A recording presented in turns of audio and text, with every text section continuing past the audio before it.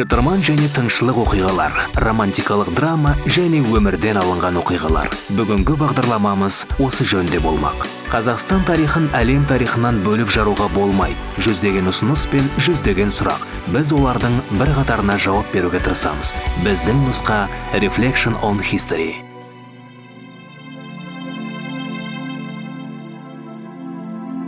Бүгіннен бастап және алдағы уақытта. Лай-батпақты өзеннің қалың тоғайында жатқан алып қойтастың астында 2000 жылдан бері бір кездері ханшайым, қалыңдық, сол заманның ең сұлу аруы, тіпті сиқыршысы болған қыз ұйқы құшағында жатты.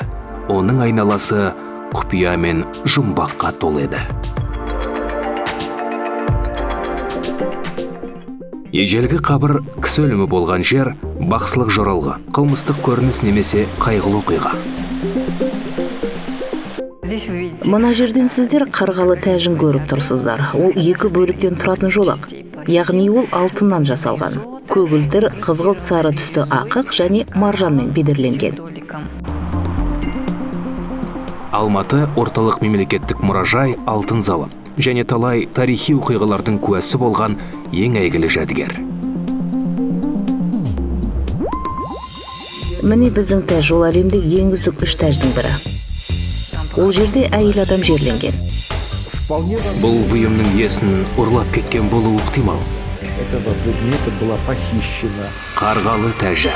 Бірінші тарау. Оянған артефакт. Назаренко жолдас шамамен 300-ге жуық алтын бұйымдар бар адам сүйектерінің қалдықтарын кездейсоқ жағдайда тауып алды. Қаңқа қатты бүлінген қалпында жартастың жырығынан табылды. Сонымен қарғалыдағы тәжіге қатысты қандай оқиға болды? Предположительно, жители поселка Каргалы. Болжам бойынша Қарғалы ауылының тұрғындары белгісіз қауымға тиесілі адамның қабірін тауып алады. Каким-то жреческим слоям. Шамамен біздің эрамызға дейінгі 2-ші ғасыр. Болжам бойынша үйсіндер дәуіріндегі бақсы. Бұл оқиғада бәрі болжам бойынша ғана. 1939 жыл. Қарғалы шұға комбинатының жұмысшысы Назаренко деген біреу комбинат маңындағы Қарғалы өзені бойында тәжірибе алмасуға келген қонақтармен серуендеп жүрді.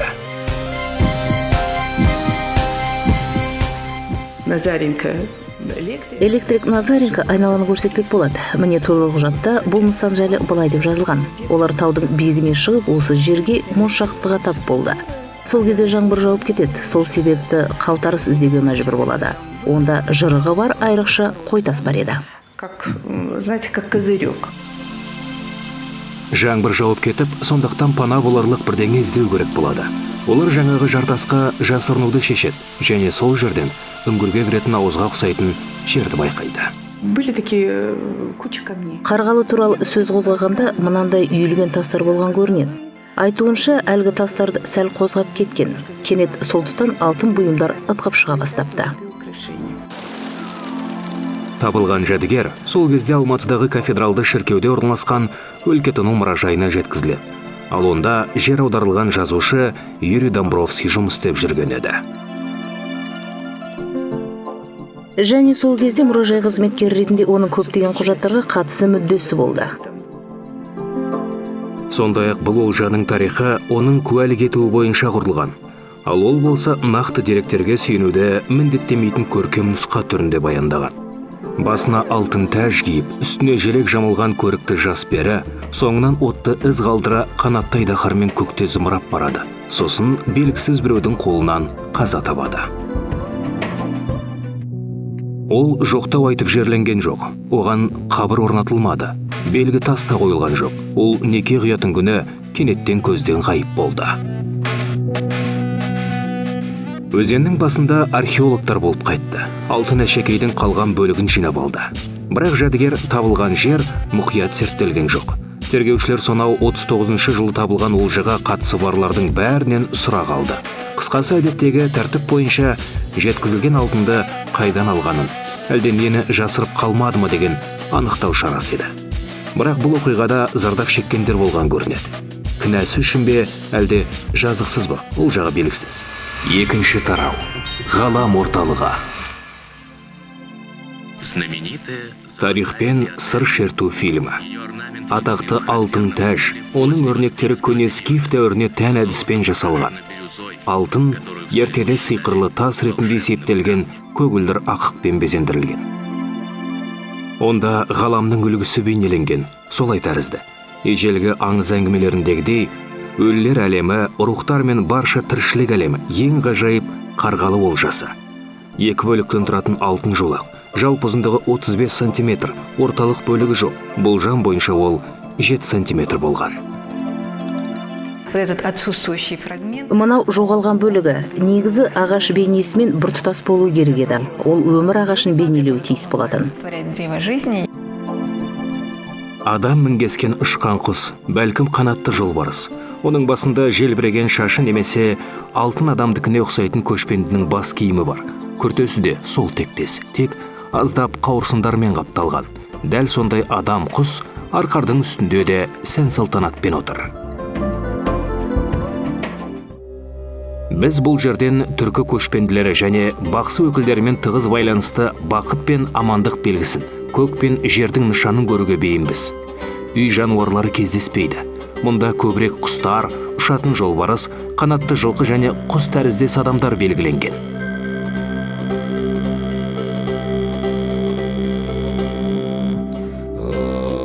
Кейбір ғалымдар оларды жын-періге теңеп жүр, немесе жындармен алысқан бақсы-құсқа айналып аспанға ұшып кетеді. Ең қызығы осындай перілердің бірі өсімдіктің сабағынан шырнын ішеді. Бәлкім ол масайтатын сусын болуы ықтимал. Ол арнайы жоралғыларды естен айырып масайту үшін қолданылады. Достижение такое состояние экстаза и медитации. Нұсқалардың бірінде қанатты адамдар дауыс шумағындағы өлмейтін адамдармен салыстырылады. Және мұнда міне бөліктерінің бірінде айдаһар бейнеленген. Бұл өте ерекше айдаһар. Ол Үндістан мен оңтүстік Қытайда емес, шамамен қазіргі Алматы аумағында пайда болған. Үнді және Қытай айдаһарлары улы жылан тектес, ал бұл мысық, жолбарыс, тіпті құйрығы да жолбарыстікіндей мамық, секемшіл. Мұндай жолбарыстар 30-шы жылдарға дейін балқаш қамыстар арасында өмір сүрді. Тәж жасалған алтынның құрамы өзге заттардан бөлек. Археолог Ақышевтың пайымдауынша сырттан жеткізілген. Қытай шеберлерінің қолынан шыққан. Үйсін билеушілерінің тапсырысы бойынша жасалған болса керек. Ал қалған әшекейлер, оның ішінде түйе бейнеленген 2 жүзік жергілікті шеберлер тарапынан жасалуы ықтимал. Долгое время считали, что это уже китайское влияние. Мүмкін бұл Қытай мәдениетінің әсері болар. Бірақ көрген кезде бақсының саусақтарынан 2 өркешті түйе бейнесі бар жүзік таптық. Сол сәттақ барлық күдік сейілді. Бұл Жетісу өңірінде жасалған біздің бұйым. Что это наш материал, именно который был исполнен в Жетісу. Қабірден жұмбақ бейнелі тағы бір әшекей табылды. Азапта көрінісі бар сырға қабан адамға шабуыл жасауда. Бертштамның алдыңғы нұсқасы бойынша ол шабуылдаған тышқан деп баяндалады. Что это мышь. Алып тышқан немесе расында да қабан. Сол кездің аңыздар бойынша алып күштің, биліктің белгісі. Әрі жыртқыш адамның тәнін бекер жарлап жатқан жоқ. Ол адамның бауырына жетуге тырысуда. Сол кездің наным сенімі бойынша бауыр ағзаның ең қастерлі бөлігі. Казахской свадебной обрядности вот есть такой обязательный. Қазақтың ежелден келе жатқан салты бойынша құда түсу кезінде құйрық бауыр жегізеді. Сондай қазақ тілінде туғаныңды бауыр деп атау кең тараған. Яғни бауыр жеу арқылы екі жақ бір-бірімен туысады. Құйрық это курдючное сало, баур это печень. И здесь идет как бы игра слов казахского языка. Баур это брат, баур это печень.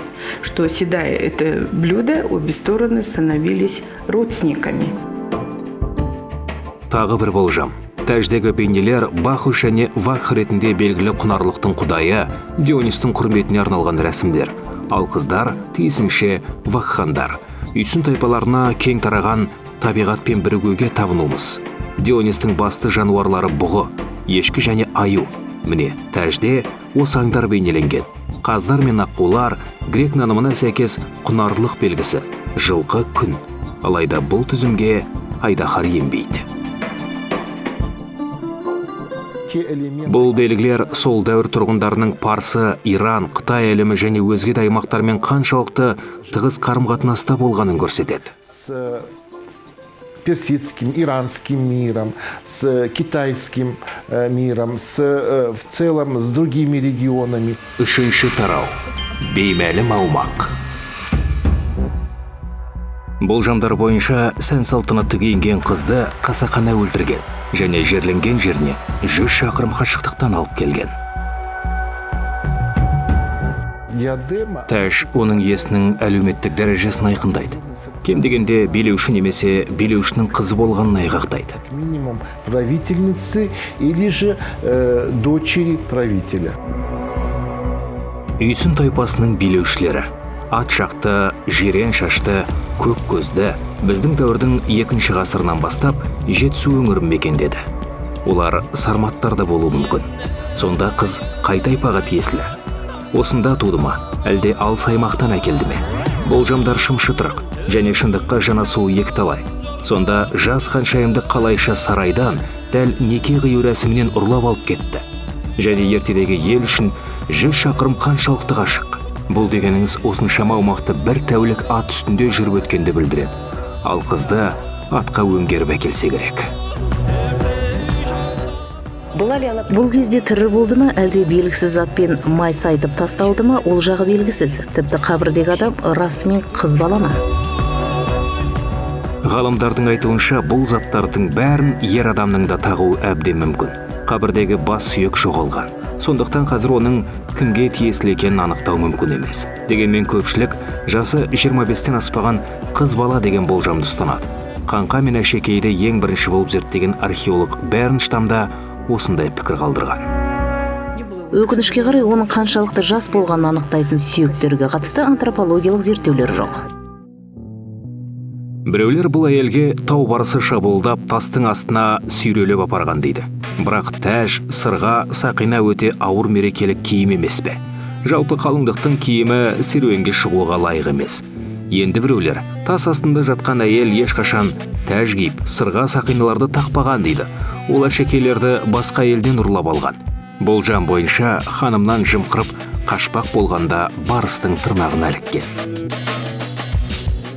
Ал егер оны барыс емес адам өлтірген болса, онда алтындарды неге алып кетпеген? Мүмкін оның өмірі қызғаныштың кесірінен қиылған шығар, немесе көне жоралғы бойынша құрбан болған, ал бұйымдарды алуға қорыққан. В них был заложен какой-то... Мұндағы оқиғада әлдебір терең мағына бар. Яғни ондағы қалыптасқан ұғым бойынша олар адамды өлімге қиғанымен бұйымдарын меншіктей алмайтын болған. Просто присвоить эти предметы себе. Бірақ археолог Бернштам табылған сүйектердің арнайы жерленген қабір екенін дәлелдеумен болды. Сиқыршы мен бақсыларға тән нәрсе, өйткені олардың мәйітінің жерленбейтіні, тек қол жетпес алыс жерлерге жасырылатыны белгілі. Адамдар бақсы балгерлерден қорқатын, олардың күші мен адам санасына әсерінен үрейленетін. Мұндай тыйым барлық халықтарда бар нәрсе. Сондықтан бақсы балгерлердің мәйіті ортақ қорымға жерленбейтін. Не хоронили на общих родовых кладбищах. Эпилог. Жалғасы бар оқиға. Оны ең жұмбақ олжалардың бірі деп атайды. Және түйіні жуық арада шешілмейді. Бұған қоса қабір табылған жерде белгісіз. Бірде-бір сурет жоқ. Орны дәл суреттелмеген. Және уақыт озған сайын сұрақтар азаятын емес. Егер нақты қарғалы тәжі туралы осы олжа жайлы айтсақ, білесіз бе, ол жасырылды емес пе? Ол неге жасырылды? Қалай жасырылды? Оқиға қалай болды? Оған кімдер қатысты? Көрдіңіз бе? Қаншама сауал. Происходило, да. Кто участвовал, да? Смотрите, сколько вопросов. Ал замандастары мен куәлердің пікірлері бір-біріне қарама-қайшы. Мәселен, олар Домбровскийдің дәл осы тәж үшін тұтқынға алынып, бірнеше айын тергеу абақтысында өткізгенін айтады. Жазушының қажетсіз заттар факультеті кітабында басты кейіпкер сол Домбровскийдің тағдырын қайталайды. Сюжеттің негізі ретінде қарғалы олжа салынған. Соған қарағанда бұл оқиғаның әлі жалғасы бар секілді.